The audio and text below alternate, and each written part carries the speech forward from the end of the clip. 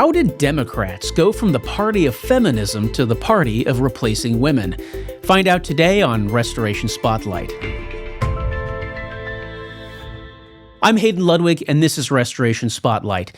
The trans agenda took the nation completely by surprise. Unless, of course, you were one of the few on the bleeding edge of the culture war who could see it coming. It started with bathrooms and pronouns, but it spread to civil rights lawsuits and even custody battles. Trans ideology may even have played a role in Charlie Kirk's murder.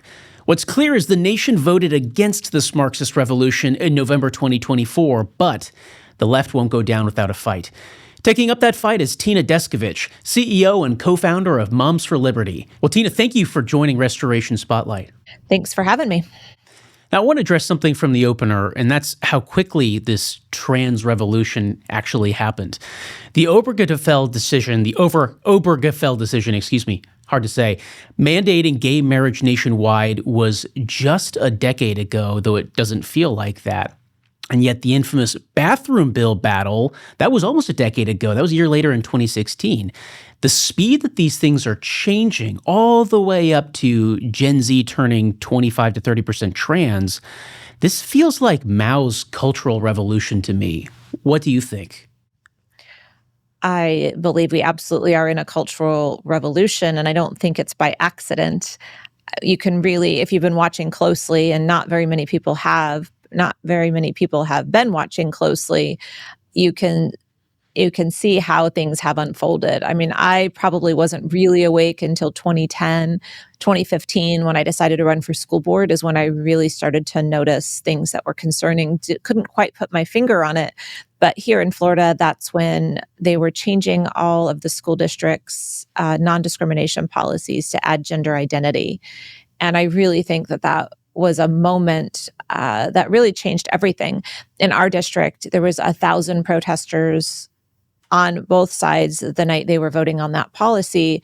And there were pastors and others lined up saying this is going to lead to boys and girls locker rooms and boys and girls bathrooms. And our school board, who was 5 Republican conservative folks, I sat there and listened to it. No, we would never vote for this if we thought it was going to lead to that. I absolutely would never want a boy in a girl's bathroom. This is about just taking care of our kids that are a little bit different. And they voted and supported it. And 10 years later, we had the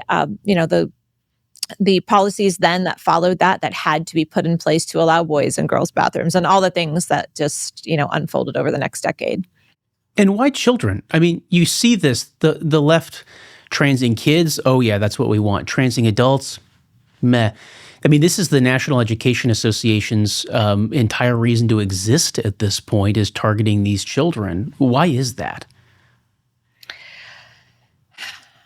I don't want to quote any of the nefarious people with historical context because we've been dragged through the mud for doing that before. But if you look at the tyrants throughout history, they all had programs that targeted the youth. Once you gain control of the mind of the youth in a country and a civilization, you can help plan the trajectory for the long term of what that country is going to look like, what its government is going to look like, what principles it starts to hold true to, and what it's going to value. And so, of course, they want to go after the children. Yeah, I understand that. I've heard a lot of explanations about what the long-term trajectory looks like, and maybe there isn't one. Maybe it's simple evil doing what evil does best, right? But I've often heard, there's a healthcare component here. There's an interest among doctors and physicians and healthcare professionals on the left. And we learned a lot of them are on the left after Charlie Kirk's assassination recently, who want to create lifetime sick people who are constantly in and out of their services. And that's a lot of money. I mean, that's millions of dollars. But I also got to think there's a philosophical reason behind all of this too, right? Is it that trans ideology is a gateway into turning young people into permanent leftists, embittered, physically broken in a lot of cases, angry, dependent, and isolated young people? You can manipulate those people all day long. I mean, what's your take on all of that? Yeah, I mean, there's an ideology that's been planted in America and in our society now for the last couple of decades. But in reference to the medical community and having lifetime patients, I think they're just opportunists. I don't think they planned for this or wanted it or sat around and thunk it all up. I think that they see the opportunity to have lifetime patients, and of course they're going to take that opportunity. So one of the things that stands out to me, we mentioned a statistic earlier, like about 30% of Gen Z. So these are people who are teenagers all the way into, I think it's 28 is the highest, the oldest Gen Z. 30% of these young people identify as LGBTQ or whatever the plus stands for these days, which on its surface shows you that it's not a question of being born this way. Sure, maybe some fraction is. But by and large, when you look at the numbers here generationally, the number that stands out to me is it's something like 5 or 6% of boomers or Gen Xers would say the same thing. Obviously, this is an indication of what indoctrination can do. I mean, that's widespread. That's incredible if 1/3 of our young people say that they're basically not interested in creating a family with somebody that can be fruitful as God has designed us to do. That seems remarkable. And yet, are people aware of this? I mean, do people consider this the crisis of our times? We might not have a future generation if people don't actually go out and procreate and start families and do the things they're supposed to do. Most people don't know it's happening and don't, those that even might have an idea it's happening or are listening to us yell about how it's happening, they say it's not happening. They refuse to look at it. They refuse to accept it. They refuse to see it. They don't believe it.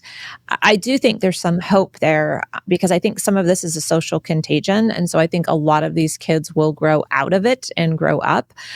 How much damage it does during that time is yet to be seen. But we do know when you look at what's happening with a lot of the shooters lately, when I just anecdotally look at friends that I have and acquaintances that I have that have children that are struggling with this in the area, it's destroying their lives. And so it absolutely has the ability to destroy their life forever. But I do think some portion of them will grow out of it. And is it a question of affirming all of this? Does that help them grow out of it, or is it confronting? Oh my gosh, no. Are you serious? Are you kidding me? No. We don't affirm any other type of psychological problem. We don't affirm depression or anorexia or any other diagnosis. The fact that we're affirming those that are struggle with their gender identity it's harmful. Yeah, we see that. We see what's happening by affirming and telling them, look, the whole trans movement is about death. They have dead names that they want to move beyond. They want to kill off the name that they were given at birth by their parents. Their souls are dying along with that dead name, and they are not about procreating and moving forward with the beautiful things that God has created us to do. And so I would say it's a death culture, and it's going to be the destruction of our society if we don't figure this out quickly. And yet they say that that's hateful to say. I mean, it's incredible that they can get away with that. When young people listen to you make that argument, does it turn their heads? Do they realize that? Do they understand it? Or do they really think that that's just hate mongering? They absolutely believe it's hate mongering. It's really hard to get through to them. They are being so brainwashed by the ideology, by the cult-like culture. A lot of people refer to it as a religion because you have to be bought in. You have your community that supports you and celebrates you for what you're doing. And so we know that when you are trying to break somebody out of a cult, it's very hard to get them to listen and to see and to wake up. And so we have our work cut out for us. And my heart goes out to parents everywhere whose children are trapped in this death cult because, kids in general have a hard time listening to their parents, rebellious teenagers. And then you put this on top of it, a whole segment of this cult that's trying to capture their children. It's very hard. Yeah, I can't help but think that it's also a consequence of the failure of families, the collapse of families, the growth of no-fault divorce in the last 50 years. Because if you took a healthy family with healthy children and parents and you presented them the most insane proposition that your daughter's actually your son or vice versa, a healthy person, that rolls right off his back. Why, of course that's not true, right? So you're clearly finding people who are already vulnerable to this and exploiting that. Is that how you see it? I think it plays a role, but I think we have to be careful here because I know some strong families that have children that are also Mm, falling prey to some of this. And when you look at the stats, especially out of Europe and the UK, a huge portion of these children that were being admitted to gender clinics to be put on the suppression of hormones, to stop their growing into puberty, and those that were even having gender transition surgery were children with autism. And so they do prey on interesting. the most vulnerable. But if you think about it's children that sometimes don't feel like they belong anywhere. And so children with autism often are very unique and struggle with their social skills of feeling and building relationships and being accepted. And so they are falling prey at the highest numbers to this gender ideology cult. And then, peer pressure. You're at school. We had a classroom here in my community, a very red county, where I think 70% of the girls in the class all said they were gender fluid, or I don't know the Wow, terminology exactly, 70%. but yeah, and it wasn't that they really were. It wasn't Yeah. that they were going to take puberty blockers, and it wasn't that they would eventually have surgery. But I'm sure one or two eventually will fall prey to that. It was the cool thing to do. And so they call it a social contagion for a reason. It's become the popular thing. And if all the girls in your class are part of that, even a strong family, it's really hard to protect your child from these things. Yeah, and it does show you that they're kind of searching for that community or to fill that void. I know one of the statistics that stands out to me. I'm fudging the numbers a little bit, but if 30% of Gen Z identifies as some kind of LGBTQ, et cetera, it's less than 1% that's actually sexually active, which means you have this massive gap between people who really are committed to that lifestyle and people who are doing it because it's chic, because of peer pressure, because they're trying things on. They don't have answers to questions that they're seeking. That obviously is an environmental thing. If it's family, sure, but it's got to also be public schools, right? Oh my gosh, yes. They've embraced this. I'm sure you're very familiar with all of the things that have been going on the last 5 years where schools have created policies where they not only don't notify parents when their child wants a new name and a new pronoun and to use the opposite sex bathrooms and locker rooms, they're having children, minors, sign agreements and documents, and the school agrees to not just not notify the parents, but to keep the secret and use birth name with parent and new name with the child. And they are absolutely at fault for cultivating this community and strengthening the cult of what's happening to our children. But how did this ideology indoctrinate the schools first? Did it go through the teachers' unions? Did it go through a sociology department? Or where does the influence come from? Because this seemed to a lot of people to explode out of nowhere. Yeah, I can answer that because I was on a school board. I just told you I ran in 2015 and watched this unfold on the school board from Hmm. 2016 to 2020 here in Florida. So it starts with nonprofit organizations, NGOs that sometimes have government funds that are being run with taxpayer dollars. And like Equality Florida, that is who here in Florida created these gender support guides. Then they get themselves booked at the School Board Association training. They get themselves booked at the Superintendent Association training. They get themselves booked at the school lawyers, whatever the name of that association is, training. And they present these guides and they show them these charts and these stats about how children will die if they are not supported with these guides.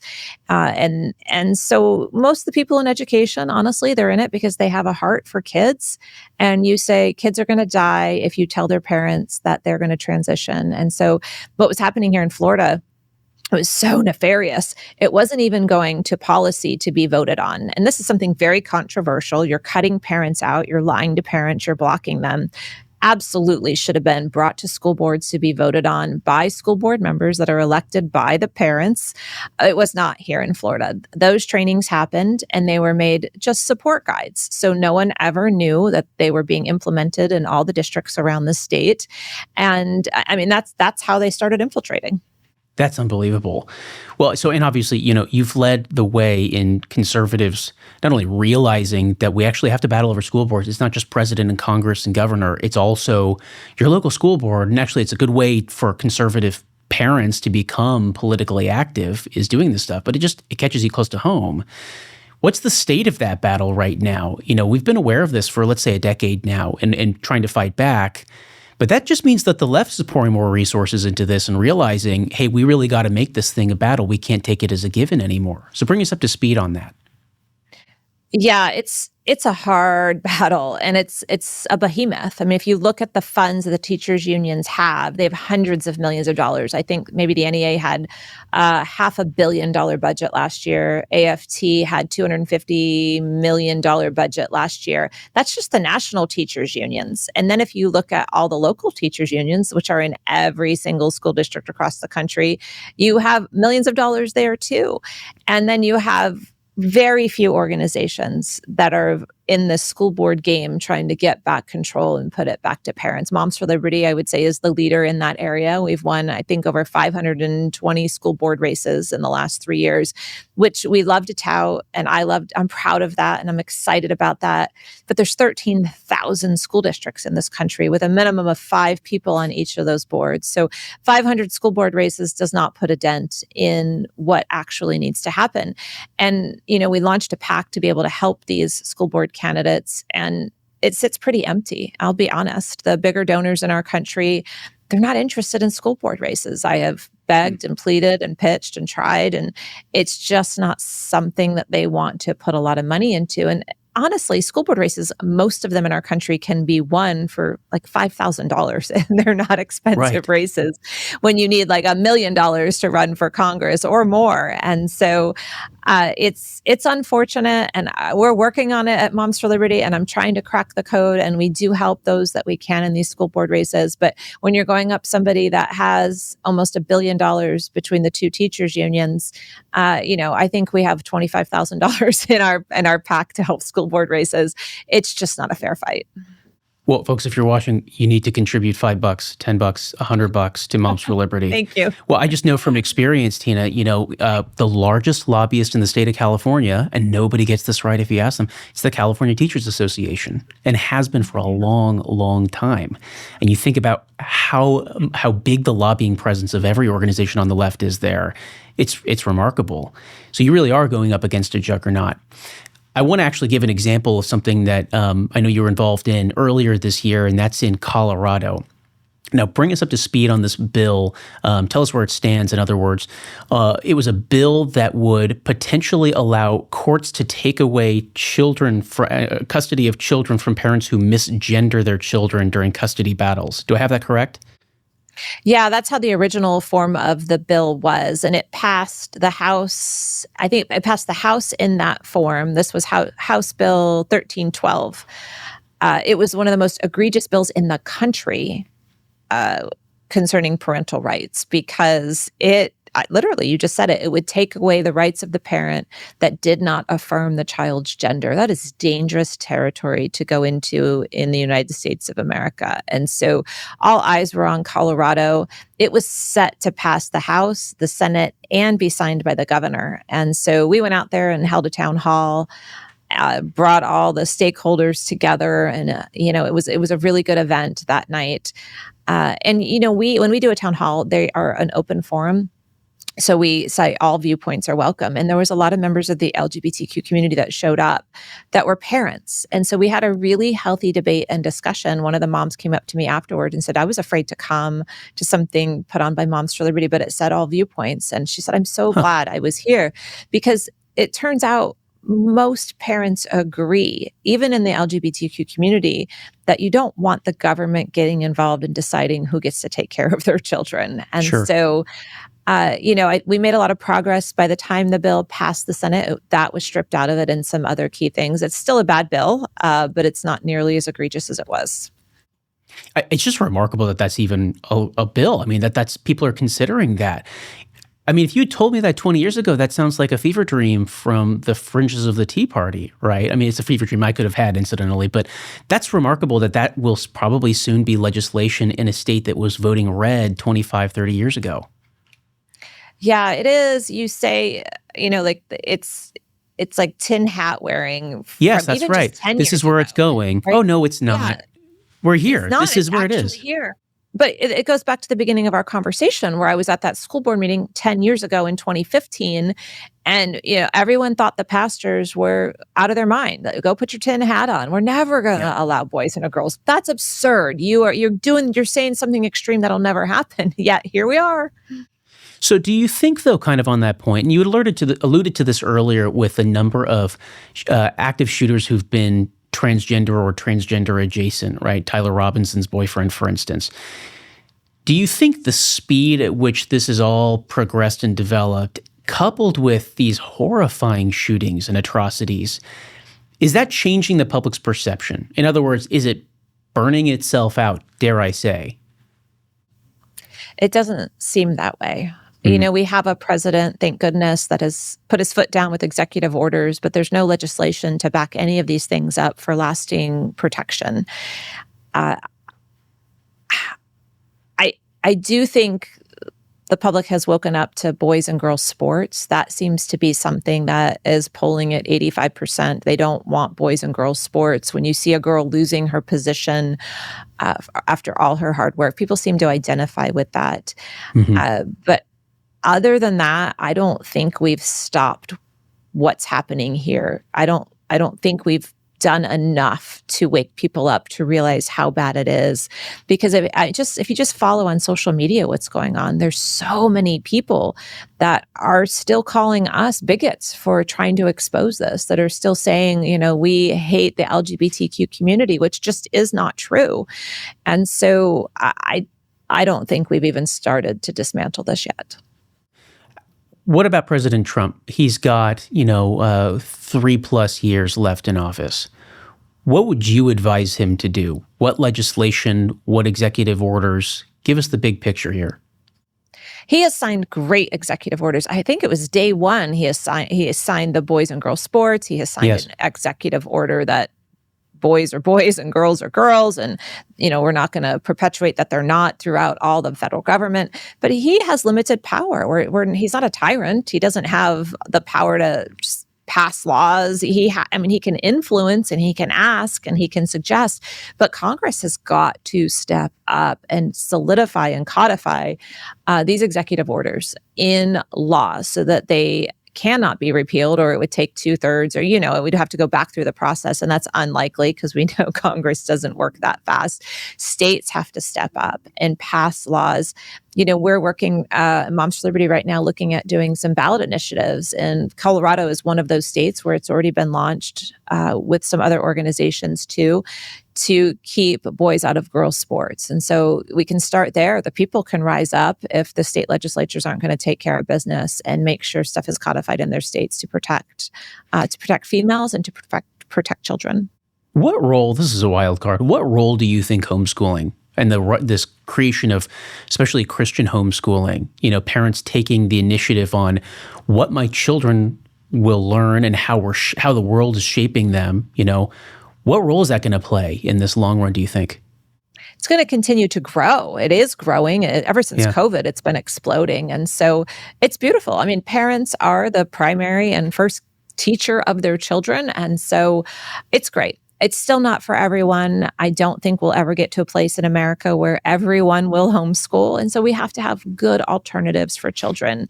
And, I'm an advocate of a good public school system. I don't think that 85% of students need to be in the public school system, but I do think there needs to be something there for students that have no other options. And in a society that's not heaven, we're always going to have students that need options. And we want an educated citizenry. So I believe in the public school system. I don't think it needs to be anything like what it is today.